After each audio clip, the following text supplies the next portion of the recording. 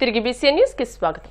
కడప జిల్లా వల్లూరు మండలం మాచిరెడ్డిపల్లి గ్రామంలో గత 30 సంవత్సరాలుగా శ్రీ లక్ష్మీ నరసింహస్వామివారి బ్రహ్మోత్సవాలు అంగరంగ వైభవంగా నిర్వహిస్తున్నారు. బ్రహ్మోత్సవాలు ముగింపు సందర్భంగా ఆలయ ధర్మకర్త పుత్త నరసింహారెడ్డి దంపతులు కమలాపురం ఎమ్మెల్యే కృష్ణ చైతన్యరెడ్డి శ్రీవారిని దర్శించుకుని ప్రత్యేక పూజలు నిర్వహించారు. జిల్లాలో ఉన్న చెక్క భజన కళాకారులు తమ కళా నైపుణ్యాలను ప్రదర్శించారు.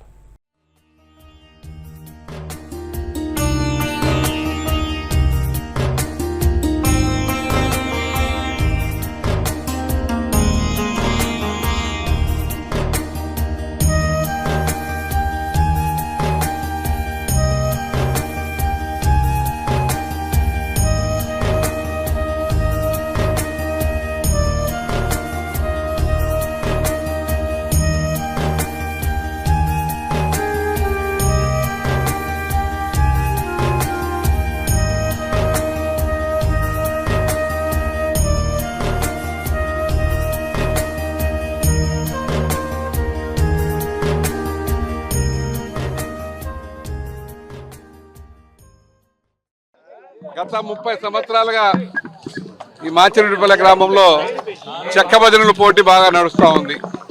చెక్క భజనలకు ప్రైజులు కూడా ఉన్నాయి. ప్రతి సంవత్సరం కూడా ఇది 30వ సంవత్సరం జరుగుతూ ఉంది. 30 సంవత్సరాల్లో మొట్టమొదటిసారిగా గురువులు అందరూ వచ్చేసి కడప జిల్లాలో ఉండే చెక్క భజనలు చేపించే గురువులు అందరూ వచ్చేసి ఈరోజు వాళ్ళే భజనలు చేస్తూ ఉన్నారు. దాంతోపాటు ఇది కొత్త రకంగా మేము కూడా ఈ రోజే చూడడం, జడకోప్ అనేది నేను కూడా ఈ రోజే చూడడం జరిగింది. చాలా బాగా ముందు జడ మాదిరి అల్లేశారు, దాని మళ్ళా పూర్తిగా దాని ప్రకారం వాళ్ళు తిరుగుతానే ఊడదీస్తారు. చాలా కష్టమైన పని, ఇది బాగా సులువుగా అందరూ చేస్తారు. వాళ్ళందరినీ కూడా మేమందరినీ కూడా అభినందిస్తున్నాం. అభినందనతో పాటు వాళ్ళందరికీ కూడా సెలవులు కప్పేసి వాళ్ళకు దేవుని ప్రసాదం ఇచ్చేసి అలాగే చేయాలనేది సంకల్పం కూడా చెప్పిన ముందు మీరందరూ కూడా చూసిన తర్వాత ఒక మంచి గ్రామీణ ప్రాంతంలో జరిగే ఈ కార్యక్రమాలు చెక్క భజనలు అంటే టౌన్లలో ఉండవు, గ్రామాల్లోనే ప్రతి గ్రామంలో కూడా నేర్చుకునే వాళ్ళు ఉన్నారు. వాళ్ళకందరికీ గురువులు వచ్చేసి నేర్పించిన తర్వాత వాళ్ళకు 4 నెలలకు 6 నెలలకు గజ్జ పూజ అని పెడతారు. మొన్న పోయిన ఆదివారమా పోయిన శనివారంలో పబ్బాపురంలో మన కోలాటాలు పెట్టి చేసినప్పుడు ఇప్పుడు మిమ్మల్ని అందరూ రాండి చూస్తాం ఒకసారి, మీ గురువులందరినీ కూడా చెప్పడం జరిగింది. దాంట్లో భాగంగా వీళ్ళందరూ కూడా వచ్చారు. వాళ్ళందరికీ కూడా పేరు పైన మా నమస్కారాలు తెలియజేస్తూ మా దేవస్థానం తరఫున వాళ్ళందరికీ ఆయురారోగ్యాలకు జరిగి, అలాగే రాష్ట్రంలో ఎక్కడైనా భజనలు జరిగినా మన కడప జిల్లాకు మంచి ప్రైజులు కొట్టరావాలని ఆ దేవుని ప్రార్థిస్తూ ఉన్నాం. లక్ష్మీ నరసింహస్వామి బ్రహ్మోత్సవాలు 30వ వార్షికోత్సవ బ్రహ్మోత్సవాలు ఈరోజు ఘనంగా జరిగాయి. మాచిరెడ్డిపల్లి గ్రామంలో అంటే ఆ దేవుడు ఇక్కడ వెలిసినప్పటి నుంచి మా గ్రామాల్లో కక్షలు కారుణ్యాలు పూర్తిగా తగ్గిపోయి గట్టిగా మా ప్రాంత ప్రజలంతా నమ్మే దేవుడు. ఎందుకంటే ఆ గుడి స్థాపించినప్పటి నుంచి పూర్తిగా ఫ్యాక్షన్ అనేది మా ఊర్లలో లేకుండా పోయింది. మా నాన్న గుడి కట్టినప్పటి నుంచి 30వ సంవత్సరం ప్రతి సంవత్సరం బ్రహ్మోత్సవాలు చేస్తూ ఉన్నాము. బ్రహ్మోత్సవాల్లో కళ్యాణం, ఆఖరి రోజు కళ్యాణం రోజున పలు కార్యక్రమాలు జరుగుతాయి. తాళ భజన, చెక్క భజన, పద్యాలు, కోలాటాలు, బండలాగుడు పోటీలు అన్నీ గ్రామీణ నేపథ్యంలో జరిగే ఈ పోటీలు అంటే గ్రామీణ కళలు, మన జానపద కళలు ఎక్కడ కూడా తరిగిపోకుండా ఉండడానికి, అవన్నీ వెలుగులో తీసుకురావడానికి మా నాన్నగారు మొదలుపెట్టినప్పటి నుంచి కంటిన్యూ అవుతానే ఉన్నాయి. అవి ఇంకా ఈ కళ బతికున్నంత వరకు మేము ప్రోత్సహిస్తూనే ఉంటాం. మా మాచిరెడ్డిపల్లి గ్రామంలో మాత్రం ఖచ్చితంగా ఈ కళల్ని, అందులో ఈ భాగంగా ఈరోజు జిల్లాలో ఉన్న గురువులందరూ, చెక్క భజన గురువులందరూ కూడా, కోలాటం గురువులందరూ కూడా వచ్చి మొదటిసారిగా మా ఇక్కడ జడకోపు కట్టి కార్యక్రమం చేయడం జరిగింది. చాలా అద్భుతంగా చేశారు. ఇది ఒక చాలా టాలెంట్, అంటే చాలా టాలెంట్ ఉండాలా, చాలా ప్రాక్టీస్ ఉండాలా, అంత ఈజీ కాదు ఇది. చూసిన మనం మొదటిసారి ఈసారి 22 బృందాలు కోలాటం పోటీలు వచ్చినాయి. అంటే ఇంతవరకు ఎక్కడ జిల్లాలో రాలేదని చెప్తా ఉన్నారు. ఎందుకనంటే అది మనం ఎంకరేజ్ చేయాలని ఉన్నాము. ఖచ్చితంగా గ్రామీణ కళలు బతికుండాలని చెప్పి ఒక ముఖ్య ఉద్దేశంతో ఏదైతే స్టార్ట్ చేసినారో అని ప్రతిరోజు ఆ లక్ష్మీ నరసింహస్వామి దయ వల్ల ముందుగా బాగా సక్సెస్ఫుల్ గా జరుగుతాయి. దళితుల అభ్యుదయమే లక్ష్యంగా జనసేన పార్టీ పనిచేస్తుందని ఎస్సీ ఎస్టీ వర్గాలందరూ పవన్ కళ్యాణ్ నాయకత్వాన్ని బలపరచాలని ప్రభుత్వ విప్ తాడేపల్లిగూడెం ఎమ్మెల్యే బొలిశెట్టి శ్రీనివాస్ పేర్కొన్నారు. స్థానిక 32వ వార్డు కడకట్లలో వైసీపీ నాయకులు సీలి వెంకటేశ్వరరావు, మేరీకుమారి కుటుంబ సభ్యులతో పాటు 40 మంది జనసేన పార్టీలో చేరారు. ఎమ్మెల్యే బొలిశెట్టి శ్రీనివాస్ వారికి పార్టీ కండువా కప్పి ఆహ్వానించారు. ఈ సందర్భంగా ఆయన మాట్లాడుతూ కుల మతాలకు అతీతంగా పేద గొప్ప భేదభావం లేకుండా ప్రతి ఒక్కరి అభ్యుదయమే పవన్ కళ్యాణ్ సిద్ధాంతమని, ఆయన నాయకత్వాన్ని బలపరచాలని సూచించారు. రాజకీయాల్లో పార్టీలు మారడం సమంజసమని, ప్రజా సంక్షేమమే ధ్యేయంగా పనిచేయడానికి కట్టుబడి ఉండాలని పిలుపునిచ్చారు.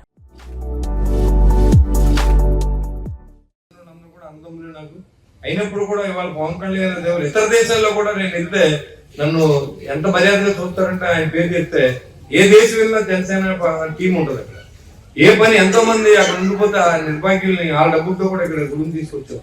ఎంతో మంది టికెట్లు లేక పాస్పోర్ట్లు లేక ఉన్నవాళ్ళు కూడా ఇవాళ ఎంతో సేవ చేయాలని ఉద్దేశంతో పవన్ కళ్యాణ్ గారు నాకు మ్యాండేట్ ఇచ్చాను. నేను దానికి కట్టుబడి పనిచేస్తాను. ఇది రాజకీయం కాదు. ఇవాళ తీసుకున్నా నాకు ఎలక్షన్ ఏం లేదు.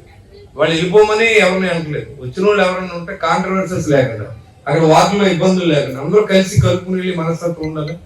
అంతేగాని వాళ్ళు వచ్చాం కాబట్టి మళ్ళీ ఆ తొక్కేయాలని అనుకోకుండా మన అందరూ కలిసి ఒక మంచి సమాజాన్ని ఏర్పాటు చేయడానికి మీ అందరి సహకారాన్ని అర్థిస్తాం. మీ అందరు సీనియర్స్ కొంతమంది ఉన్నారు దీంట్లో. మీరు అందరూ కూడా ఆలోచన చేయండి. మంచి చేద్దాం. తాడేగూడెం పట్టణాన్ని మొదటి వరుసలో నిలబడతాం ఆంధ్ర రాష్ట్రంలో. నేను మంత్రిని కాకపోవచ్చు, కానీ మీ అందరి పట్ల మీరు ఇచ్చిన మెజార్టీకి నేను కట్టుబడి పనిచేస్తాను. మీరు ఎంత మెజార్టీ ఇచ్చారో అంతకంటే ఎక్కువ ఈ కాన్స్టిట్యూన్సీ పని చేసి వెళ్తాం. దాంట్లో అనుభవం లేదు. డబ్బు లేదు, ఏం అవడం అంటే డబ్బు లేదు ఏ పని ఆపాం. వాళ్ళ ఇండోర్ స్టేడియం మళ్ళీ మా సొంత డబ్బుతో చేయండి. మరి స్విమ్మింగ్ పూల్ చూడండి. ఇవాళ తాడేగూడెం పట్టణంలో ఇంటర్నేషనల్ స్పెసిఫికేషన్ చేయించి అక్కడ రాజీ పడుతుంది. హై స్కూల్ చేయించాం, క్రికెట్ గ్రౌండ్ చేయించా ఉన్నాం, టౌన్ హాల్ కట్టిస్తా ఉన్నాం. ఇవన్నీ గవర్నమెంట్ డబ్బులు కాదు. వాళ్ళ ఏ కాంట్రాక్టర్ ఎక్కడ పని చేయట్లేదు. మన కాన్స్టిట్యూన్స్ లో పని చేయించాం. మనం డబ్బు తీసుకోం కాబట్టి మన దగ్గర అందరూ మంచి పని చేస్తున్నారు. ఖచ్చితంగా అందరూ బ్రహ్మాండంగా డెవలప్మెంట్ చేసుకునే అవకాశం కళ్యాణ్ గారు కూడా ఏ పనున్నా ఇతర మంత్రులు కూడా చెప్పి మా కాన్స్టిట్యున్సీ అది మా ఊరికి ఇవ్వాలని చెప్పి ఆయన కూడా కృతజ్ఞత తెలియజేస్తారు. ఇవాళ మీరు మా పార్టీలోకి వస్తున్నారు అంటే దానికి కారణం ఆయన మంచి చేస్తున్నాడు కాబట్టి, నాతో మంచి జరుగుతుంది కాబట్టి మీరు నమ్మి ఇవాళ ఈ పార్టీలోకి వచ్చారు. మన అందరూ కలిసి ఈ తాడేపూడి కాన్స్టిట్యున్సీని అభివృద్ధి చేయడానికి మీ అందరి సహకారాన్ని అందిస్తూ ఈ రోజు వచ్చిన కుటుంబ సభ్యులందరికీ స్వాగతం పలుకుతూ మరి అందరూ కూడా మెంబర్షిప్లు తీసుకోండి. ఎందుకంటే జాయిన్ అయిన చాలా మంది మెంబర్షిప్ తీసుకోవాలి లాస్ట్ టైం. ఈసారి అందరూ కూడా మన సభ్యులందరూ కూడా మెంబర్షిప్లు తీసుకుని పవన్ కళ్యాణ్ గారి సంఖ్యాపరంగా పెంచాలనేది ఆయన ఉద్దేశం. ఎవరేమనుకున్నా నాకేం పర్లేదు. అసలు పార్టీతో సంబంధం అభివృద్ధి నాకు చేయం. ప్రజలను ఎలా రీచ్ అవ్వాలనేది మన ఆలోచన. మీరు కూడా అదే విధంగా పనిచేయాలి. వాళ్ళు పార్టీలు అనేది ఏముంది, పార్టీలు ఇవాళ చాలా మంది మారుతూ ఉన్నారు, చాలా మంది నాయకులు. కానీ మనం ఎప్పుడు ఎంచుకున్న నాయకులు ఎంచుకోవడం ఉండాలి. మన జేయం రాజకీయాలు ఉన్నప్పుడు ప్రజా సంక్షేమమే మనం జేయంగా పెట్టుకోవాలి. అది నేనైతే మొదటి నుంచి దానికి కట్టుబడి ఉన్నాను. ఇవాళ కొత్తగా నేను చేసేది చైర్మన్ గా కూడా నేను ఎవరిని లెక్క చేయలేదు. చేయాలన్న పని ఖచ్చితంగా చేసి నా కోసం ఆశించలేదు. నేను నా వెనకాలంలో నేను ఏ పదవులు ఇవ్వలేకపోయాను. ఈ రోజు ఉన్నవాళ్ళు కొంతమందికి ఇవ్వగలను, కొంతమంది ఇవ్వలేకపోయారు. ఎవరైతే మన పార్టీ కోసం జెండా మోసారో వాళ్ళందరినీ ఈ రోజు గౌరవించుకుంటూ వచ్చారు.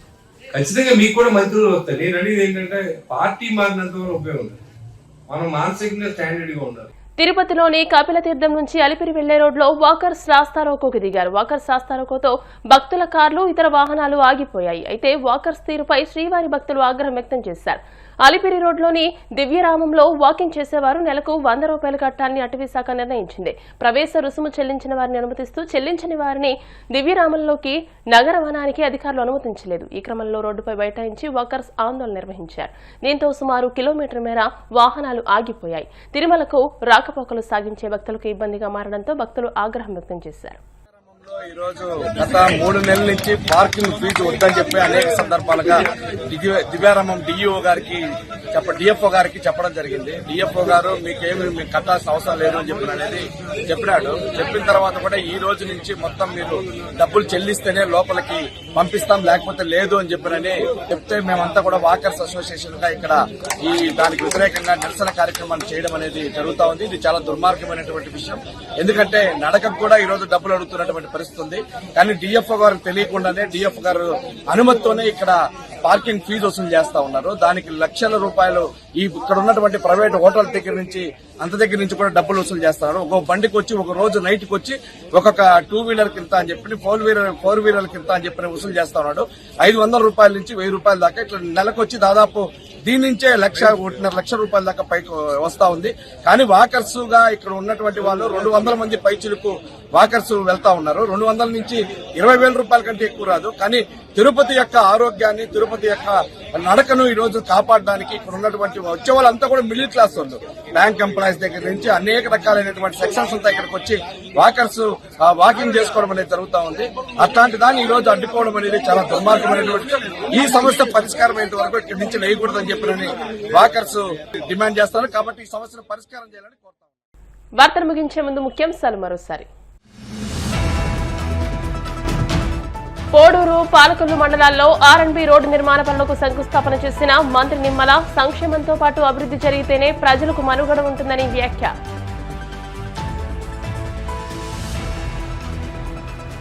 వైఎస్ జగన్ ను కలిసిన తెలంగాణ డిప్యూటీ సీఎం మల్లు భట్టి విక్రమార్క. తన కుమారుడి వివాహానికి సంబంధించిన ఆహ్వాన పత్రిక అందజేత. తిరువూరు నెమలి వేణుగోపాలస్వామి కళ్యాణాన్ని చెడగొట్టిన ఎంపీ కేసినేని చిన్ని బహిరంగ క్షమాపణ చెప్పాలి. వైసీపీ నేత దేవినేని అవినాష్ డిమాండ్. వాడపల్లి వెంకనాలయంలో ప్రత్యేక పూజలు. మంగళ వాయిద్య నడుమ శ్రీ స్వామి అమ్మవార్లకు మేల్కొల్పు సేవ, ఐశ్వర్యలక్ష్మి హోమం. ఈ వార్తలు ఇంతటితో సమాప్తం. మరిన్ని వార్తల కోసం BCN digital YouTube channel, Facebook page ని ఫాలో అవ్వండి. అప్డేటెడ్ వార్తల కోసం ప్లీజ్ సబ్స్క్రైబ్.